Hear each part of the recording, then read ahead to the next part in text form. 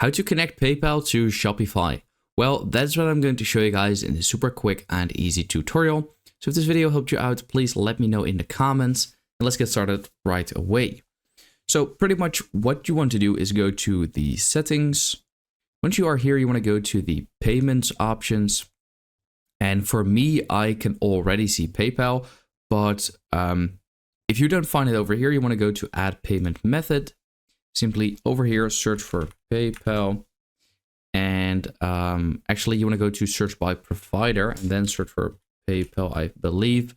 But I cannot find it because I've probably already added it. But once it's over here, for me, it says that it's still pending because it says a PayPal account has been created with the email.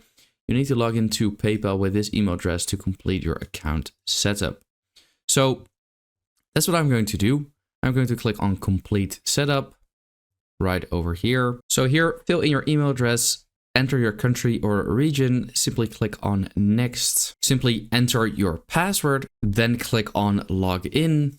Here you have to confirm that it is actually you. Now it says you're all set, just a second, so let's wait for that. So if you find Shopify extremely useful, but you're still on the free trial or you're deciding if you would like to use Shopify or not, or you know someone, then if you click on the link in the description or the pinned comment on this video, then it should bring you over to this page and pretty much you can start a free trial and then enjoy your first month for only $1 or euro.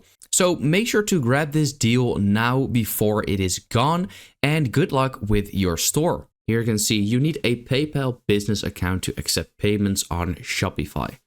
So you can either convert your personal account to a business account if your account wasn't a business account already, or create a new one. I'm simply going to convert it. So I'll go ahead and click on next.